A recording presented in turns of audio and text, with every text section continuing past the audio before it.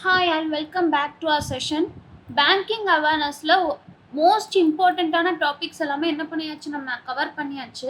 So computer அவேர்னஸ்லையுமே அதே மாதிரி topics நம்ம கவர் பண்ணிக்கிட்டு இருக்கோம். அதோடைய கண்டினியூஷனாக இன்னைக்கு என்ன பார்க்க போகிறோம் அப்படின்னா ஓஎஸ், அதாவது ஆப்ரேட்டிங் சிஸ்டமோட ப்ரீஃப் இன்ட்ரொடக்ஷன் தான் என்ன பண்ண போகிறோம் இந்த ஒரு கிளாஸில் பார்க்க போகிறோம். ஸோ ஃபர்ஸ்ட் பாருங்கள், operating system.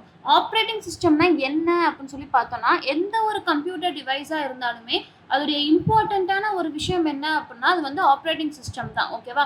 So operating system forms the core of any computer device. ரொம்ப ரொம்ப இம்பார்ட்டண்ட்டான ஒரு விஷயம் தான் எனது operating device, operating system computer டிவைஸுக்கு. The functioning and processing of a computer system can come to hold without an operating system. அதாவது ஒரு கம்ப்யூட்டர் சிஸ்டம் நல்லா ஃபங்க்ஷன் ஆகணும், பெர்ஃபார்ம் பண்ணணும் அப்படின்னா அதோடைய பேஸ் எதில் தான் இருக்குன்னா அதோடைய ஓஎஸ்ல தான் இருக்குது. ஓகேவா? An operating system is the interface between the computer hardware and the end user. அப்போது ஒரு கம்ப்யூட்டர் டிவைஸ் வந்து நல்லா ஒர்க் ஆகணும் அப்படின்னா அது வந்து ஓஎஸ் கையில் தான் இருக்குன்னு சொல்லியாச்சு. அப்போ அந்த ஓஎஸ் அப்படிங்கிறது என்னன்னா, it is acting as the interface, ஒரு மீடியமாக இருக்குது. யாருக்கும் இடையிலனா கம்ப்யூட்டரோட ஹார்ட்வேருக்கும் நம்மளோட எண்ட் யூசருக்கும். ஓகேவா? ஸோ இதுக்கு வந்து ஒரு இன்டர்ஃபேஸாக இருக்கிறது தான் என்னது operating system. Processing of data, running applications, file management, handling the memory is all managed by the computer OS. So OS என்னெல்லாம் மேனேஜ் பண்ணுது அப்படின்னா, ஒரு டேட்டாவை ப்ராசஸ் பண்ணுறது, அப்ளிகேஷனை பேக்கில் ரன் பண்ணுறது, ஃபைல் மேனேஜ்மெண்ட் பண்ணுறது, மெமரியை ஹேண்டில் பண்ணுறது அப்படின்னு சொல்லி எல்லா இம்பார்ட்டண்ட்டான கம்ப்யூட்டர் ப்ராசஸிங்கையுமே ஃபங்க்ஷன் பண்ணுறது, மேனேஜ் பண்ணுறது யார் அப்படின்னா கம்ப்யூட்டரோட ஓஎஸ் தான். ஓகேவா? ஸோ ஓஎஸ்ன்னு சொல்கிறோம். அது என்ன? இப்போ இன்புட் டிவைஸ்ன்னு சொன்னால் நம்ம மவுஸ் அந்த மாதிரி சொல்லலாம், கீபோர்டு அப்படின்னு சொல்லுவோம். அப்போ ஓஎஸ்னால் என்ன அப்படின்னு சொல்லி பார்த்தோன்னா அதுக்கு ஒரு சில எக்ஸாம்பிள்ஸ் இருக்குது. நம்ம யூஸ் பண்ணக்கூடிய விண்டோஸ், ஆப்பிள் ப்ராடக்ட் எடுத்துட்டோன்னா மேக், நம்ம ஆண்ட்ராய்டு ஃபோனில் இருக்கக்கூடிய ஆண்ட்ராய்டு, இது எல்லாமே என்ன அப்படின்னா ரீசெண்டாக இப்போ நம்ம யூஸ் பண்ணிக்கிட்டு இருக்கக்கூடிய ஓஎஸோட எக்ஸாம்பிள்ஸ். ஓகேவா? லேப்டாப்பாக இருக்கட்டும், டேப்லெட்டாக இருக்கட்டும், மொபைல் ஃபோனாக இருக்கட்டும், எந்த ஒரு விஷயமா இருந்தாலுமே கம்ப்யூட்டிங் டிவைஸ். ஓகேவா? ஸோ எல்லா மாடர்ன் கம்ப்யூட்டிங் டிவைஸஸ்க்கும் என்ன தேவைப்படுது அப்படின்னா அது நல்லா ஒர்க் பண்ணணும் அப்படின்னா கண்டிப்பாக ஆப்ரேட்டிங் சிஸ்டம் தேவை. இந்த இடத்துல பாருங்கள், கம்ப்ரைஸை ஃபாலோ பண்ணி எந்த ஒரு ப்ரிப்போசிஷனும் நான் போடக்கூடாது. யூஸ்வலாகவே எரர் ஸ்பாட்டிங்கில் பார்த்தோன்னா கம்ப்ரைஸை ஃபாலோ பண்ணி என்ன கொடுப்பாங்க, ஆஃப் அப்படின்னு சொல்லி கொடுப்பாங்க. ஸோ இந்த இடத்துல இதை நம்ம டிஃபால்ட்டாக ஞாபகம் வச்சுக்க வேண்டியது, கம்ப்ரைஸை ஃபாலோ பண்ணி ப்ரிப்போசிஷன் வரக்கூடாது. ஓகேவா? ஸோ என்னடா கம்ப்யூட்டர் பார்க்குறப்போ இங்கிலீஷ் பார்க்குறோம் அப்படின்னா நம்ம ஒரு சென்டென்ஸை ரீட் பண்ணுறப்போ அதில் இருக்கிறது தான் என்னது இங்கிலீஷ். ஓகேவா? ஸோ இங்கிலீஷ்க்குன்னு சொல்லி நான் தனியாக எடுத்து படிக்க தேவையில்லை. இருக்கிற எல்லா இடத்துலையுமே நான் என்ன பண்ணலாம், என்னோட ரீடிங் ஸ்கில்ஸ் மூலமாக இங்கிலீஷை என்ஹான்ஸ் பண்ணிக்கலாம். கம்ப்ரைஸை ஃபாலோ பண்ணி ஆஃப் வரக்கூடாது. ஓகேவா? ஸோ எல்லா மாடர்ன் கம்ப்யூட்டிங் டிவைஸஸ்க்கும் என்ன தேவைப்படுது, அது ஸ்மூத்தாக ஃபங்க்ஷன் ஆகணும் அப்படின்னா அதுக்கு வந்து ஓஎஸ் அப்படிங்கிற ஒரு விஷயம் வந்து தேவைப்படுது. எல்லா இடத்துலையுமே ஓஎஸ் இருக்குது. இப்போது அந்த ஆப்ரேட்டிங் சிஸ்டம் எப்படி எவால்வ் ஆச்சு அப்படிங்கிற ஹிஸ்ட்ரி எடுத்து பார்க்கலாமா? It took years to evolve the OS and make them as modernized and advanced as they are today. So இப்போ இருக்கிற மாதிரி ரொம்ப அட்வான்ஸ்டாகவும் ரொம்ப மாடர்னைஸ்டாகவும் இருக்கக்கூடிய ஓஎஸை வந்து ஃபைண்ட் அவுட் பண்ணுறதுக்கு என்னாச்சு, ரொம்ப வருடங்கள் ஆச்சு அப்படின்னு சொல்லி சொல்கிறாங்க. It took years to evolve உருவாகி வர்றதுக்கு நிறைய வருஷங்கள் ஆச்சு.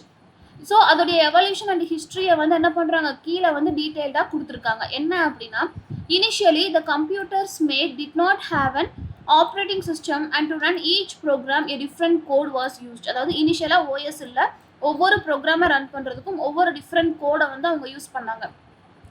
இப்படி ஒவ்வொரு ப்ரோக்ராமுக்கும் ஒவ்வொரு கோடை நம்ம யூஸ் பண்ணிக்கிட்டு இருந்தால் அது வந்து எப்படி இருக்கும், ரொம்ப சிம்பிளாக இருக்குமா? அது எப்படி இருந்துச்சு, ரொம்ப ரொம்ப காம்ப்ளெக்ஸாக இருந்துச்சு, டைம் டேக்கிங்காக இருந்துச்சு. ஓகேவா? அதுக்கு அடுத்து பார்த்தோம் அப்படின்னா 1956 ஃபர்ஸ்ட் ஓஎஸை வந்து யார் டெவலப் பண்ணாங்க, general Motors to run a single IBM computer. ஓகேவா? ஸோ யார் டெவலப் பண்ணாங்கன்னா ஜென்ரல் மோட்டார்ஸ் அப்படிங்கிற ஒரு கம்பெனி தான் டெவலப் பண்ணாங்க ஒரு ஐபிஎம் கம்ப்யூட்டரை வந்து ரன் பண்ணுறதுக்காக. அடுத்து 1960s பார்த்தோம் அப்படின்னா ஐபிஎம் என்ன பண்ணிட்டாங்க, had started installing OS in the devices they launched. So IBM வந்து அவங்களோட டிவைசஸில் வந்து லான்ச் பண்ணுறப்போ என்ன பண்ணாங்க அப்படின்னா ஓஎஸை டிஃபால்ட்டாக இன்ஸ்டால் பண்ணி கொடுக்குறதுக்கு ஸ்டார்ட் பண்ண ஆரம்பிச்சிட்டாங்க. So the first version of the Unix OS was launched in 1960 and was written in the programming language C. So first launch பண்ணப்பட்ட ஓஎஸ் எது அப்படின்னு சொல்லி பார்த்தோன்னா யூனிக்ஸ் தான். அதில் வந்து யூஸ் பண்ணக்கூடிய லாங்குவேஜ் என்ன யூஸ் பண்ணியிருந்தாங்க, சி வந்து யூஸ் பண்ணியிருந்தாங்க. அதுக்கடுத்து பார்த்தோம் அப்படின்னா மைக்ரோசாஃப்ட் வந்து என்ன பண்ணாங்க, ஐபிஎம்மோட ரெக்வெஸ்ட்டில் ஒரு ஓஎஸை வந்து க்ரியேட் பண்ணி கொடுத்தாங்க. ஸோ இப்படி எவால்வ் ஆகி வந்தது தான் இப்போ நம்ம யூஸ் பண்ணிக்கிட்டு இருக்கக்கூடிய ஓஎஸ். ஓகேவா? ஸோ சேம் ஃபங்க்ஷனை தான் எல்லாமே பெர்ஃபார்ம் பண்ணுது, பட் அதோடைய ஃபீச்சர்ஸ் வந்து டிஃபர் ஆகும் அப்படின்னு சொல்லி கொடுத்துருக்காங்க. ஸோ இதில் பார்த்தோம் அப்படின்னா இந்த ஹிஸ்ட்ரியில் வந்து நமக்கு கேட்கக்கூடிய கொஸ்டின், எக்ஸ்பெக்டட் கொஸ்டின்ஸ் அப்படின்னு சொல்லி பார்த்தா, ஃபர்ஸ்ட் ஆப்ரேட்டிங் சிஸ்டம் யார் கொண்டு வந்தாங்க, அந்த ஆப்ரேட்டிங் சிஸ்டம் என்னது, எந்த லாங்குவேஜில் எழுதியிருந்தாங்க. ஓகேவா? ஸோ அந்த 3 பாயிண்ட்ஸுமே ரொம்ப இம்பார்ட்டண்ட். ஸோ ஓஎஸோட டைப்ஸ் அப்படின்னு சொல்லி பார்த்தோம்னா, ஃபர்ஸ்ட் என்ன சொல்கிறாங்க, பேட்ச் ஓஎஸ் அப்படின்னு சொல்லி சொல்கிறாங்க. பேட்ச் ஓஎஸ் அப்படின்னா இந்த இடத்துல பேட்ச் ஓஎஸ் யூஸ் பண்ணுறப்போ கம்ப்யூட்டருக்கும் அந்த ஓஎஸுக்கும் எந்த ஒரு கனெக்ஷனும் இருக்காது, கம்யூனிகேஷனும் இருக்காது. ஓகேவா? ஸோ டைரெக்டாக ஓஎஸும் கம்ப்யூட்டரும் கம்யூனிகேட் பண்ணிக்க மாட்டாங்க. There will be an intermediator. ஓகேவா? ஸோ ஒரு இன்டர்மீடியேட் அப்படிங்கக்கூடிய ஒரு ஆப்ரேட்டர் அப்படிங்கிற ஒரு இன்டர்மீடியேட்டர் வந்து இருப்பாங்க. அவங்க தான் என்ன பண்ணுவாங்க அப்படின்னா கம்யூனிகேஷனை ட்ரான்ஸ்ஃபர் பண்ணுவாங்க. ஸோ இதில் வந்து மல்டிபிள் யூசர்ஸ் வந்து யூஸ் பண்ணிக்கலாம், நிறைய அமௌண்ட் ஆஃப் ஒர்க்கை வந்து ஈஸியாக என்ன பண்ணிக்கலாம், மேனேஜ் பண்ணிக்கலாம். ஸோ இதெல்லாமே அது பேட்ச் ஓஎஸை பற்றி சொல்கிறது. அடுத்து பாருங்கள், real time operating system. Real time operating சிஸ்டமில் டேட்டா ப்ராசஸிங் சிஸ்டம்ஸ் வந்து ஆல்ரெடி இன்ஸ்டால் ஆகிருக்கும். ஓகேவா? ஸோ இதில் ப்ராசஸிங் டைம் வந்து ரொம்ப ரொம்ப கம்மியாக இருக்கும். Using fields where the response needs to be quick and rapid. So எங்கெல்லாம் எனக்கு ரெஸ்பான்ஸ் வந்து ரொம்ப குவிக்காக இருக்கணும், ரேப்பிடாக இருக்கணும்னு சொல்லி நான் நினைக்கிறேனோ, ஃபாஸ்ட்டாக இருக்கணும்னு சொல்லி நினைக்கிறேனோ, அங்கெல்லாம் நான் எந்த ஓஎஸ் யூஸ் பண்ணலாம், ரியல் டைம் ஓஎஸ் வந்து நான் யூஸ் பண்ணலாம். டைம் ஷேரிங் ஓஎஸ் அப்படின்னா என்ன அர்த்தம் அப்படின்னா, அதிலே கொடுத்துருக்காங்க ஷேரிங், அதாவது நிறையா பீப்புள் வந்து என்ன பண்ணலாம்னா வேரியஸ் டெர்மினல்ஸில் இருந்து ஈஸியாக இந்த ஓஎஸ் மூலமாக ஆக்சஸ் பண்ணிக்கலாம் அட் த சேம் டைம். ஓகேவா? அப்போ இதோடைய மெயின் மோட்டிவ் என்ன, டைமை ஷேர் பண்ணுறதுனால மினிமைஸ் பண்ணுறது தான் இது, டைமை, அந்த ரெஸ்பான்ஸ் டைமை மினிமைஸ் பண்ணுறது தான் இந்த டைம் ஷேரிங் ஓஎஸோட மெயின் மோட்டோவாக இருக்குது. Distributed OS. Distributed OS அப்படின்னா when two or more systems are connected to each other and one can open files which are not present in their system but in other devices connected in the network. So distributed operating system இதுவுமே அது நேம்லேயே இருக்குது. என்னன்னு அப்படின்னா, இந்த ஒரு ஓஎஸை install பண்ணியிருந்தா யாரெல்லாம் இந்த ஓஎஸ் யூஸ் பண்ணுறாங்களோ அவங்களாம் என்ன பண்ணுவாங்க, ஒரு காமன் நெட்வொர்க்கில் கனெக்ட் ஆகிருப்பாங்க. அப்படி காமன் நெட்வொர்க்கில் கனெக்ட் ஆகிருக்கிறப்போ இன்கேஸ் என்னோட சிஸ்டமில் ஒரு ஃபைல் மிஸ் ஆகுது அப்படின்னா நான் அந்த நெட்வொர்க் மூலமாக என்ன பண்ணலாம், என்கிட்ட இல்லாத ஒரு ஃபைலை நான் என்ன செஞ்சுக்கலாம், ஆக்சஸ் பண்ணிக்கலாம்.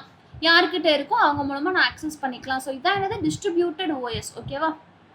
It's usage has now increased over the years. இப்போ ரீசெண்ட் இயர்ஸில் பார்க்குறப்போ இதோட யூசேஜ் என்ன ஆயிடுச்சு, ரொம்ப ரொம்ப அதிகமாகிடுச்சு. they use multiple central processors to serve real time applications. So என்ன யூஸ் பண்ணுறாங்க, சென்ட்ரல் ப்ராசஸர்ஸ், நிறைய ப்ராசஸர் வச்சு தான் என்ன பண்ணுறாங்க இந்த ஒரு ஆப்ரேட்டிங் சிஸ்டமை யூஸ் பண்ணுறாங்க. அதே மாதிரி இப்போ இந்த நெட்வொர்க்கில் ஒரு சிஸ்டம் ஃபெயில் ஆயிடுச்சு அப்படின்னா என்டையர் சிஸ்டமும் ஃபெயில் ஆயிருமா அப்படின்னு நம்ம பயப்பட தேவையில்லை. ஒரு சிஸ்டம் ஃபெயில் ஆச்சுன்னா அது மட்டும்தான் நெட்வொர்க்கை விட்டு வெளியே போகும், அதுக்கிட்ட மட்டும்தான் கம்யூனிகேட் பண்ண முடியாது. மிச்சம் எல்லா சிஸ்டமும் என்ன பண்ணிக்கலாம், நார்மலாக கம்யூனிகேட் பண்ணிக்கலாம். ஸோ இதுதான் என்ன அப்படின்னா டிஸ்ட்ரிபியூட்டட் ஆப்ரேட்டிங் சிஸ்டம். அடுத்து embedded operating system. Embedded operating system அப்படின்னா என்னன்னா, the special operating systems are built into larger systems. ஓகேவா? they generally are limited to single specific functions like ATM. So இந்த embedded operating system வந்து எங்கே use பண்ணுறாங்க அப்படின்னா ATM மாதிரி பெரிய பெரிய மிஷின்ஸில் தான் என்ன பண்ணுறாங்க அப்படின்னா யூஸ் பண்ணுறாங்க அப்படின்னு சொல்லி கொடுத்துருக்காங்க. ஸோ இது எல்லாமே என்னது பில்ட் இன்டு லார்ஜர் சிஸ்டம்ஸ், பெரிய சிஸ்டமில் யூஸ் பண்ணுறாங்க. ஃபார் எக்ஸாம்பிள் ஏடிஎம்ல யூஸ் பண்ணக்கூடிய ஓஎஸ் வந்து என்னது, it's embedded OS. Network operating system. Network operating system அப்படின்னா என்னன்னா, they have one main server which is connected to other client servers. So ஒரு மெயின் சர்வர் இருக்கும், அதில் தான் என்ன இருக்கும், நிறையா சர்வர்ஸ் வந்து கனெக்ட் ஆகிருக்கும்.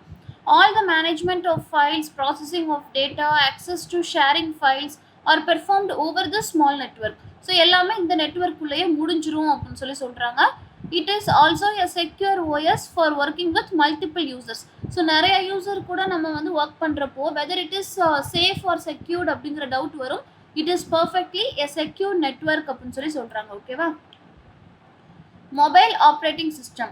ஸோ மொபைல் ஆப்ரேட்டிங் சிஸ்டம் அப்படிங்கிறது என்னன்னா, நம்ம இப்போ யூஸ் பண்ணிக்கிட்டு இருக்கக்கூடிய ஆண்ட்ராய்டு ஃபோன்ஸில் இருக்கக்கூடிய ஓஎஸ் தான் என்னது, mobile operating system. With the advancement in the field of technology, smartphones now are released with an operating system. So டெக்னாலஜியில் வந்து ரொம்ப அட்வான்ஸ்மெண்ட் ஏற்பட்டதுனால ஓஎஸ் வந்து என்ன பண்ணுறாங்க, ஸ்மார்ட் ஃபோன்ஸ்லேயும் கொண்டு வந்தாச்சு.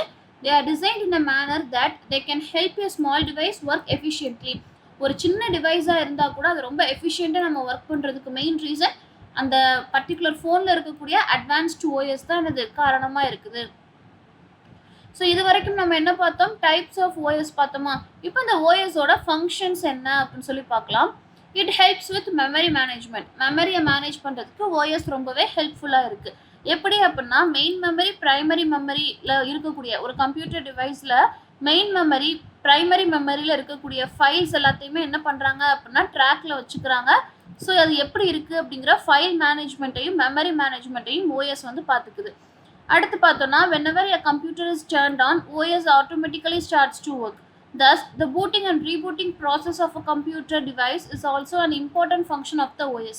ஸோ என்ன சொல்ல வராங்க, எப்போல்லாம் நான் கம்ப்யூட்டர் பவர் பட்டனை ஆன் பண்ணுறனோ ஆட்டோமேட்டிக்காக என்ன ஆயிடுது, ஓஎஸ் வந்து ஸ்டார்ட் ஆயிடுது.